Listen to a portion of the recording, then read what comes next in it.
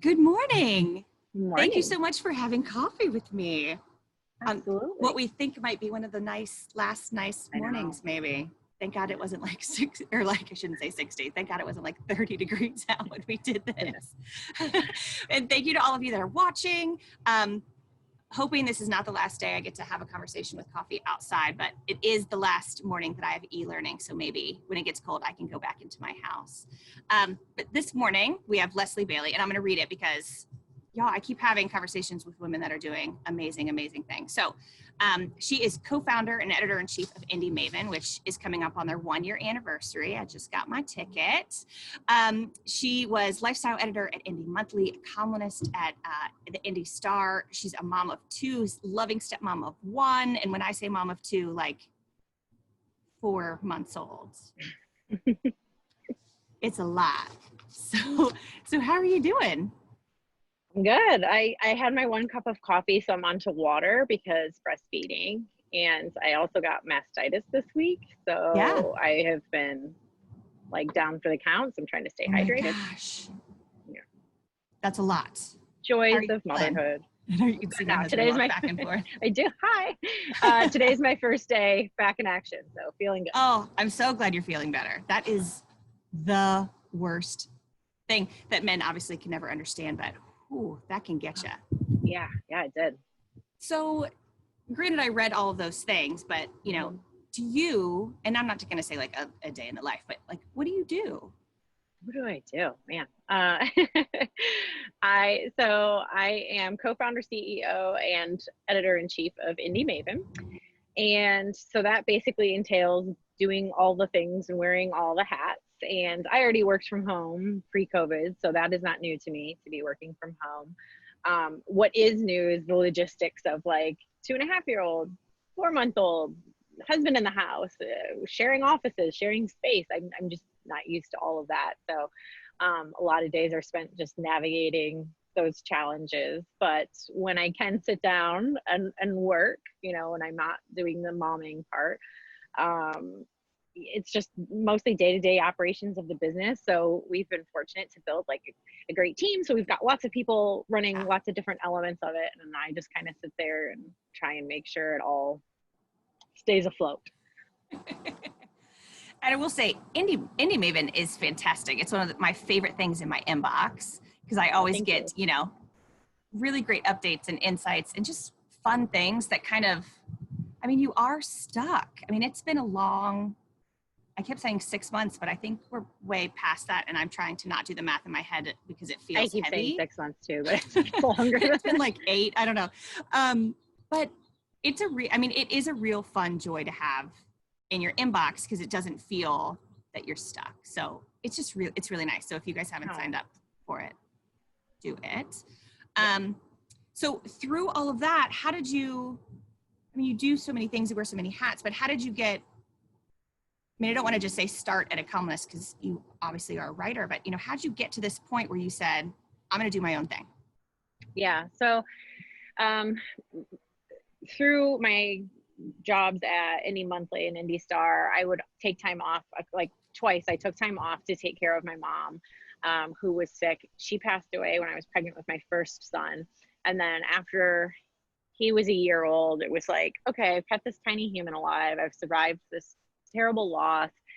There aren't a ton of options as far as like media outlets go, journalism, writing specifically. And I had already worked at 2 of them. So it was like, do I go back to one of them if they want me or would have me? I don't want to make that presumption, but, or, where do I go from here? Because I was ready. I knew that I was not set to be a full-time stay-at-home mom, but I wanted to have the flexibility. Like if I want to have a day where I'm home with my kids and there's nothing about that, like I want to have that control. I wanted control over my life in the sense that I could work when I wanted and spend time with my family when I wanted, and entrepreneurship kind of seemed like the only real viable option. Thanks to our awesome childcare systems, which all about, and that's a whole other discussion which we've bonded over before. But so yeah, it was like I started working with a life coach at the time, and I was like, I have this idea for this book and this website and this newsletter and this whatever. And it was like,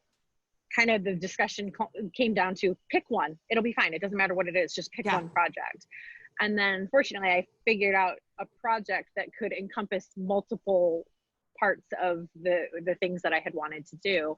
And so my other co-founder, Amanda Kingsbury, and I had like wanted to launch a variety of different things, or had started to when we were at the Star together. And she was kind of at a point where she could work with me on some of this. And so we approached another woman, Crystal Grave, who helped us launch and get everything together and just kind of say, okay, so what does this look like now, right? And put it out into the world. And that was last April. And then we launched in October. So good. It's so good. Of last year. Sorry. Yes. Last April, last October. Yes. Because again, that 1 year anniversary, which is so big. It's so big. So, I mean, again, back to that, lots of hats, lots of things on your plate, stuck at home, 2 kids, sometimes 3, which is amazing. What has been that struggle? I mean, did you find struggle, and I don't want to just say professionally, but did you find struggle to have people say, yeah, let's support women's lifestyle, basically? I mean, do you have any struggles getting there? Was everyone like, that is a great idea, which they should have. That is a great idea. What was that struggle going day to day? I don't want to say it was easy, but honestly, it was easy. Like, it was easier than I would have thought it was. Now, I had like wonderful support people that helped make it easy.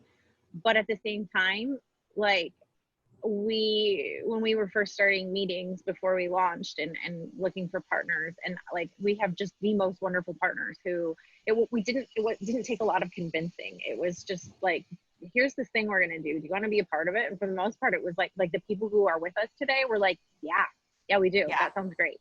And they got it right away. And there were people that didn't, and that was okay. Like, it shook out the way it needed to. But also, I think that I'm very mindful that like lots of businesses are hurting and struggling right now. I think that the timing of the product that we have in the climate is it just all kind of like worked out really well.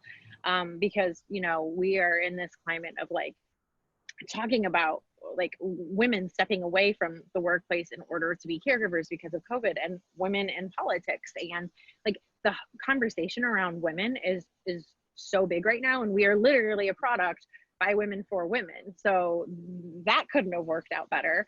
And then at a time too where people were in front of their computers more, they were on social media more, they were looking for resources, they were looking for escape, and like, we provide all of those things. So the pieces just sort of fell in a really cool way for us.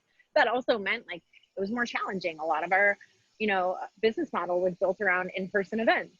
We're not doing those. We got to do one this year, and I don't know what next year will look like. But I like, just like every other business, we had to figure out what our there are those certain words I try to avoid, but like our new normal would look like.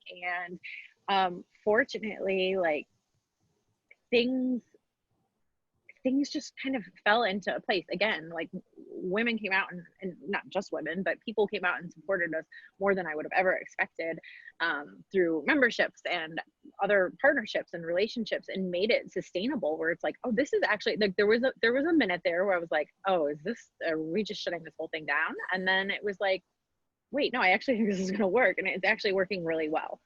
So I don't know, despite everything, somehow here we are. It's so good. It really, really is so good. And granted, it's totally my thing. I love by women for women. There's something about a woman starting a business, no matter what it is, in whatever space it is. And women do it to, not all, but primarily they do it to solve a need or to fill a gap, and not just, granted, we all want to make money, but not just to say, I want to be the next, Bill Gates, but it's like, what can I contribute? And it's a really beautiful thing that women do when women start businesses. And it's really empowering and inspiring to see other women step up to make that reality. And huge fan of that. So, I mean, that's almost kind of, my next question. That's almost a delight. I mean, your struggle was almost what an incredible way that women have stepped up to help other women, which is a true joy. So let's not talk business.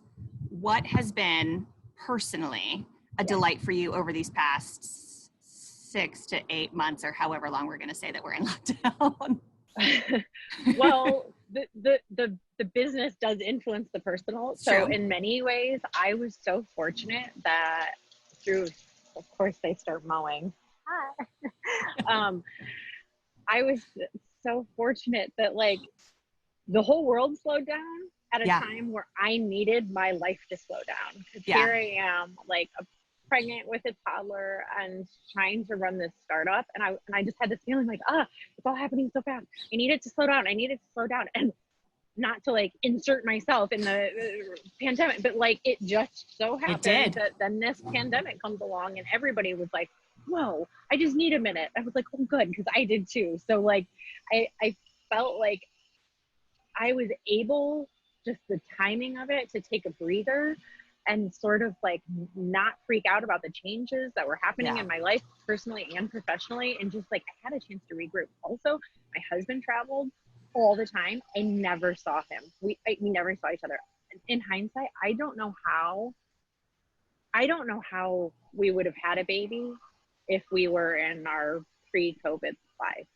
Honestly, like, I don't know what we would have done. He was never here, and now we've got to spend so much time together, which has been awesome. Like we get along, like we just do. Like us being in the pandemic was like we just be locked in our house together for a while. This is amazing. Like I hate to say that, but it was like, gosh, this is the first time we've had a real meaningful conversation or sat down and had dinner together.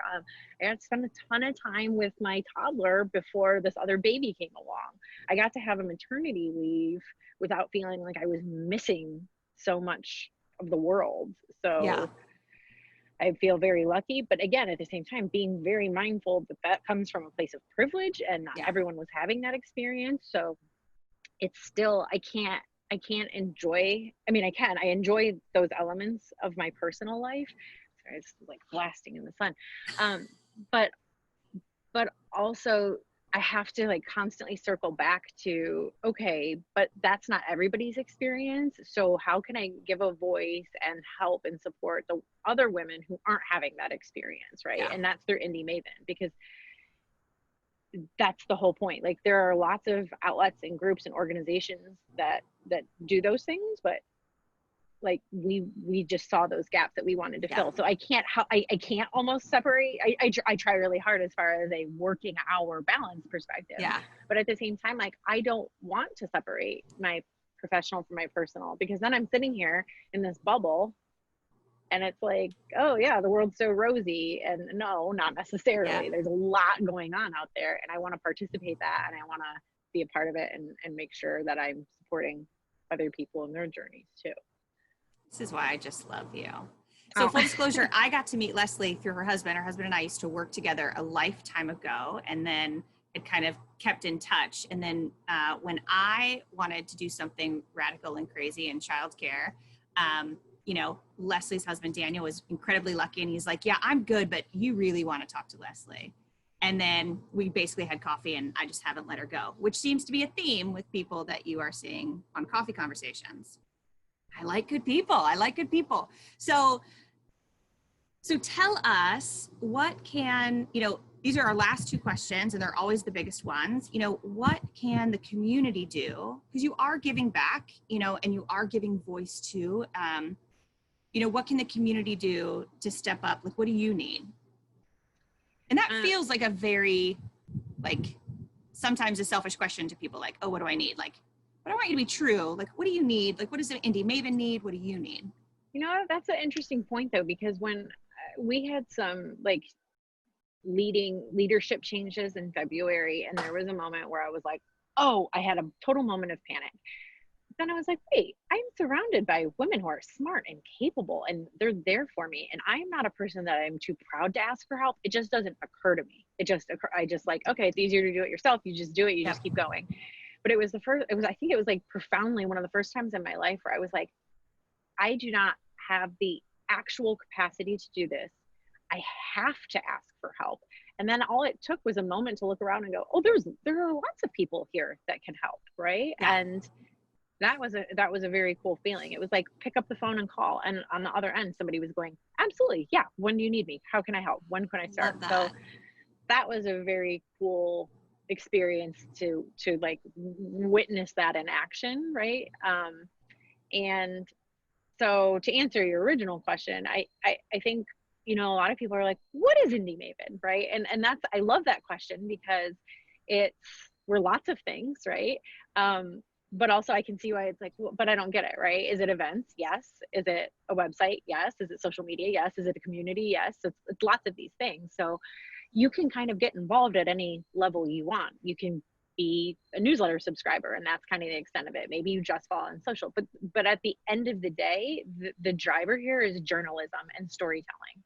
And that is what builds the community, and that is what is the catalyst for the events, and but that's the driver, right? And we have incredible journalists. Like, we have women who write for the New York Times and Glamour and the Washington Post, and like, these are not just like, oh, I, you know, maybe kind of like to write privately in my free time. Like, these are paid professional journalists by us as well. And so the quality of that storytelling has always been really important to us. And so as far as people helping, like reading it, right, is supporting it. You hear this from journalism outlets like across the country, right? The New York Times, that like help support us, right? We've heard that probably now more this year, more than ever. And then the same goes for us. So like reading our content, sharing our content, signing up for the newsletter, joining as a membership. We have awesome perks, and like those are just things that in this first year I realized, have I done the best job at like bragging about how we have thousands of dollars worth of perks with our membership program, and like making sure people are taking advantage of those, because we had these partners that stepped up and were like, yeah, we want to support what you're doing, we like you, we like women, we want to support them, let's offer these things, right? And so that's one of my goals, is making sure that I'm telling that story better, because I think, I don't know if this is just like sort of a women thing, a mom thing, right? We're trying to take care of other people. So I always wanted to make sure we were telling other people's stories really well. And this is a candid coffee conversation. So I'll just share, like, I forgot to talk about our story a little bit, right? And so this is a fun opportunity. Thank you, in order to share that. But yeah, those are all things that help. Yeah. Oh, it's so good. And we're going to link to all things Indy Maven, all the Twitters and the Instagrams and the things. I will, full disclosure, I don't do the Facebook because I think it's gross. And I think I've said that like 800 times. Okay. So I just love talking to you. I could do this forever, but I know that I have like time limits. So let's end with, so not just Indy Maven, right? So not just, you know, that work, but which is part of you, but I want, like, what does Leslie Bailey want to do to leave her trace? Like, what is that legacy for you in this community, beyond this community? Like, for sure. What do you want to leave behind? So the first thing is all my kids are boys. And so I take that responsibility very seriously, of raising boys that, all the things, right? Like respectful and good stewards of their community and other people, and that whole gamut, right? Like, I take that responsibility very seriously. So I would say that's probably the primary thing. I'm also on the board for Coburn Place. And that prior to having my son, I would volunteer there in the pantry, organizing the linen pantry. I'm an organizer, right? I'm the person who cleans their house when they're stressed. And I actually just started back up. I'm starting with once a month because I don't want to overcommit. 2 hours. Last week was my first week back in the pantry. I walked away so energized. I should have been exhausted because I'm just in this hot room alone, like loading all of these, you know, comforters and things into these massive commercial dryers. And I'm also like sad because I'm seeing these shelves are empty. Like the shelves that I used to walk in and see were just stocked are totally empty now, like of just cleaning products and sanitizing wipes and toilet cleaner. And, you know, a lot of the stuff that we all take for granted, Yeah. maybe not so much the Lysol wipes these days. I think we all know those are precious, but like there's a great need there. And I could have walked away kind of bad about that. And I was, but I also felt totally reinvigorated to like, that's a cause that's important to me and making sure that I'm supporting them. And I walked away feeling like I'm not doing my own laundry at my own house, but I felt awesome that I did that laundry. Right. And realizing that like it was just one of those moments I'm not the best at checking in with myself, but that one was so profound that I was like, oh, this is a thing I need in order to make sure that I'm doing good things in the world and that I'm serving my community and causes that are important to me. And so making that a priority in my life again. And then I would say too, just like personal relationships. I've been working with like sales coaches and I've been reading a lot of books lately. Well, reading and a lot maybe is probably a stretch, but I have been listening to audiobooks and doing Blinkist and trying to catch little sentences here and there when I can on a handful of books. But through that process, realize the importance of like, my love language is not always vocalizing, like, right? Like words of affirmation.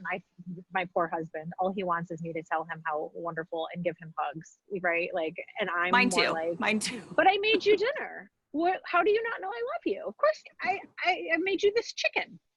And he's like, what? But I realized that that goes for all relationships, right? Like work relationships, friends. So I've also been stopping to look around and go like, oh, what does that person need so that they know? I can't assume everybody knows that I appreciate them or that I think they're doing great work or whatever that may be. So that's another thing that I'm really taking time to implement. And it, right, it's like cyclical. That benefits me, and I'm not doing that to be selfish, but it's like, life is so much better if we just stop and do those little things for everybody. Yeah. Oh, it's so good. I mean, basically it's a legacy of, you know, not just of service, but, you know, of really paying attention to those around us. And I think that this world would be better overall if everyone could take that moment and pause and look around to other people's needs as well, because it's exactly what you said. The moment I fill their cup, or at least pour into their cup, right, my cup is filled again. And it is such a beautiful thing. Yeah. It's so good. Leslie, I'm so thankful for your time. I'm so thankful you for lawn mowing and husbands walking by. And now, right? I think I had a bee come by at some point. But I'm just really grateful for you. And I'm grateful for all the things that you do in our community and how you lift other people up and that you really dive into supporting women by women with women. And I'm just super grateful for you and for your time. So thank you so much for having coffee with me. And I love that you're doing this. This is like all part of it. And this makes me so happy. We got to catch up, and I hope the lawnmower wasn't too loud. No, not at all. Usually people get to hear an airplane go by. It's fine. Well, thank you. Thank you again. Have a great day. Thank you. You too.